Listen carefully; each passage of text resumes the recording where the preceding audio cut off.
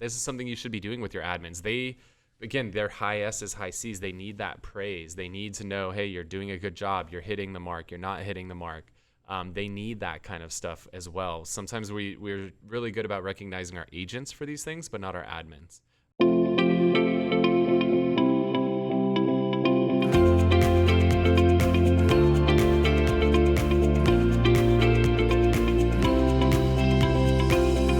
Welcome to the Whissel Way Podcast. My name is Kyle Whissel, your host with eXp Realty in San Diego.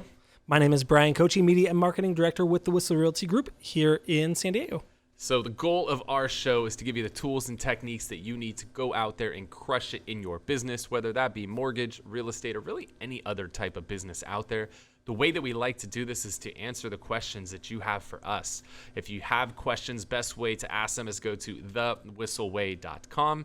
When you hop on there, you can join our Facebook group. You could subscribe to our podcast, our YouTube channel, find out about upcoming events. Also join our referral network because we are in California and a lot of people are leaving California, which means we have a lot of referrals to give out. So you could also join our referral network on there and find out about upcoming events like our Media Mayor Mastermind, which is a 2-day intensive event. Bryan, I'm confident we're going to have one scheduled here very quickly.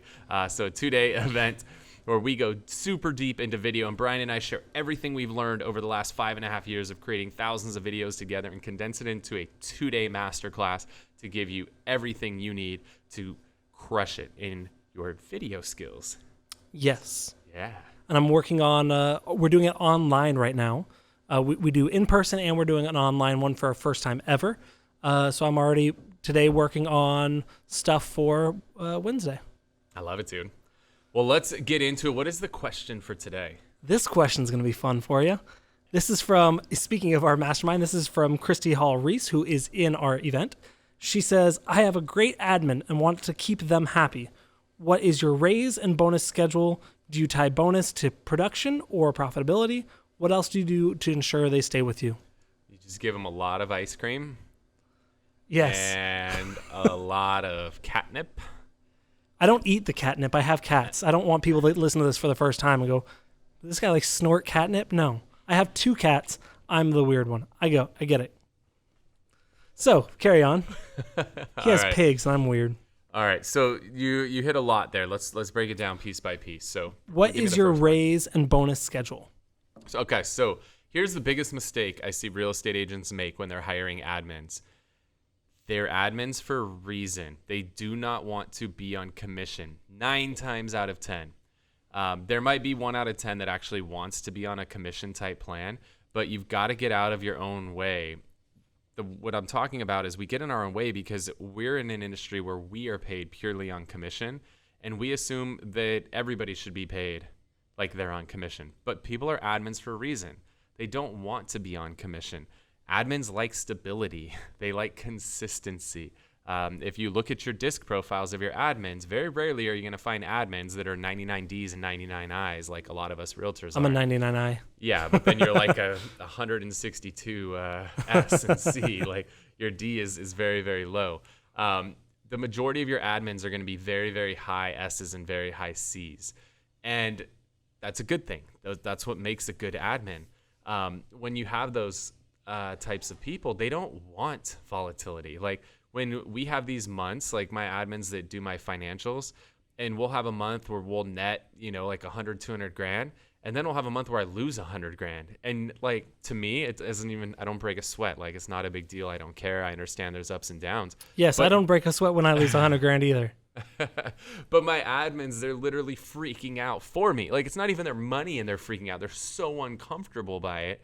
Because that's the nature of a high S and a high C is they want safety, they want security, they want to know that there's enough money. Like we're us as salespeople, we're like, it's cool. I'm just going to work harder. I'm going to make more money. And not everybody wants to be like that. True, and there's also the side of it of, as an admin, you could work as hard as you can, but if your boss takes 2 months off, and if my money was tied directly to Kyle's money, which would be nice if it was a little bit anyway. But if Kyle decides, hey, I'm going to take 2 months off and doesn't do any work, does no business, doesn't matter, then I won't get paid, and I didn't make that decision for you.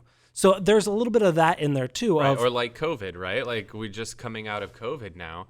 And that would suck if their pay was hit because there was less real estate transactions happening. Like that, they don't want that volatility. The fact that my admins got to make consistent money through the entire thing. Thank you, SBA, by the way. That my admins got to make consistent money through the whole thing. They love that. That's one of those times where they're sitting back like, thank goodness I'm not an agent and not actually closing anything right now. They all hate me now because we're just put 20 deals in escrow in the last week. So we're a little overworked right now. But we have some awesome admins that suck it up and do what they got to do to get shit done. So we appreciate that. But that's the biggest mistake I see people make when it comes to admins is everybody wants to put their admins on a bonus structure. They don't want to make more money when you make more money and less money when you make less money. They would make more money when you make more money, but they don't want to make less money when you make less money. And as a result, I've found that it's much better to just put your admins on a salary. If you have that rare 1 out of 10 that wants to be on a bonus plan, then you can structure something like that. But the majority of your admins don't want to be on a bonus plan. So I want to get that out of the way first. Yeah. And I think out of all of the admin, I think maybe one is on a bonus structure, maybe 2 out of the 9 or 10 we have. You have one that we kind of have built. Yeah, I guess that's true. Yeah. Okay, cool. So what is your raise schedule? So typically we just do annual reviews. We keep it simple. And now I'm off the charts D. I don't even know when they are. They tell me, which is great. My review is in January. They help me and let me know. It is June. Reviews. It is about. Oh, interesting how that works. But okay, so Kyle is not great about that. That should be better. That's an area of improvement for me. One thing that I really do appreciate about him is we always backdate it to the review date. So that's something that makes it less stressful for me when I go, 6 months in, but it's all right. So that's something too that you got to know is most admins, they're accustomed to having like annual reviews. As a realtor, like we don't get those. So we often overlook that, but that is something that's important for your admins. We're moving our business over to something called EOS, Entrepreneurial Operating System, which actually includes like quarterly meetings as well, where we can make sure we have specific rocks that we're working on. And we have these quarterly reviews where we get to go over things in addition to the annual reviews. So this is something you should be doing with your admins. They're high S's, high C's. They need that praise. They need to know, hey, you're doing a good job. You're hitting the mark. You're not hitting the mark. They need that kind of stuff as well. Sometimes we're really good about recognizing our agents for these things, but not our admins. And again, I know this is an area as well that I have more room for improvement. I try to. It's easier with Bryan and Thomas, who's recording this, right? They're shooting photos, so it's a little bit easier because I'd be like, hey, look at this freaking fantastic photo. Like I had one recently, and it was like not a high-end condo. It was an entry-level condo, but I was like, hey, this is a cool location. It's on a golf course, but the ocean's not far away. Can you get me a good shot of it? And Thomas nailed it, and he got me like the perfect angle that showed exactly what I was looking for. Like, cool, give him props. Like he needs that. It's a little harder sometimes with like your TCs and whatnot, but make sure they get love too. Don't just love on your agents. And one of the things that I'll say that actually we've implemented a little earlier this year that I've really enjoyed is we've had weekly calls with some of our leadership team. And just some of that FaceTime where like, oh, hey, I saw Kyle for 20 minutes this week. Like having some of that FaceTime is really important to me. And I know it's really important to a lot of the other admin of just like, we're following your lead. It's nice to see you and kind of know what's going on. So I think that's also really important is involving them in, and not necessarily do you need to involve them in every decision, but having them being your admin know the direction the business is heading so they can help you go that way, kind of see where you're struggling and where they're struggling, kind of go in alignment. That's really important to me. Yeah. Were there more parts to that, or was that the majority of it? That was the majority of it. It says, do you tie bonuses or production to profitability? What else do you do to ensure they stay with you? Other things to make sure that they stay with us. So I'm ready to plan a freaking team night. I'm over this shit. I'm over COVID at this point. And so one of the things we do every month, we have a team night. And we invite all of our admins and all of our team agents to come out. And it's just a night out. We do a variety of different things. We just did an escape room was, I think, our most recent one. I do not want to ever do that again. Yeah. Not with our team. That was the most We frustrating should have thing. done admins versus agents. Oh It my would've been God, I would good. have loved that. That was the most frustrating day I've ever had. But we do all kinds of things like that. We've gone out and done. So what we've done like a mystery dinner thing. We've Either done axe throwing. Axe throwing. We've done. What else have we done? Frisbee golf. Yeah, disc golf. My favorite ones are where we just go hang out at JC's house. Yeah. So what we do is because we have team agents and we have independent agents, or if you're a broker, you have brokerage agents that aren't a part of the team, but they're still part of the company. And so we do a team night every month, and that is my team agents and my admins. And then every quarter we do a whole company night where everybody comes out. And so the one that honestly tends to be the most fun is really just, it's a game night. Sometimes we actually play games, sometimes we don't, but we do a potluck. Everybody comes out, brings food, brings drinks, and we just have a good time and hang out. And, don't talk about nothing but work. We actually get to know each other a little bit better. So I think that's important too, is that a lot of times the admin team and the agent team don't really get to know each other that well. So having some events outside of the office where you can show up in, like we have a dress code on our office, so people are always dressed up. So when people can actually show up and, we're in San Diego and, shorts and flip-flops and a t-shirt and just kind of relax and have a beer or a glass of wine together, like actually get to know each other. And, oh, I didn't know you have kids. Where do you live? Like a lot of times they don't know each other. So I think that stuff helps out quite a bit as well. Yeah, I agree. And one of the things we started right before COVID is we were doing a monthly admin lunch. So again, having that FaceTime, I think it's overlooked a lot, but that's super important to at least the admins that I know. So making sure to make some time, I think is really important. So that way they're not left in the dark. Cool. All right. Well, hopefully, Christy, that helped answer your question. If you have questions that you want to have answered on the show, go to thewhisselway.com. You could submit them on there, thewhisselway.com. What we like to finish the show with is to share something that we're utilizing in our business that helps us save time, make more money, or just help us have more fun. We like to call this segment Whissel Widget of the Week. What do you got for us today, Bryan? So my widget was reminded to me from our podcast producer, Tom. Wow. This is what happens when you shoot back-to-backs, huh? You can't even get a sentence out. There it is.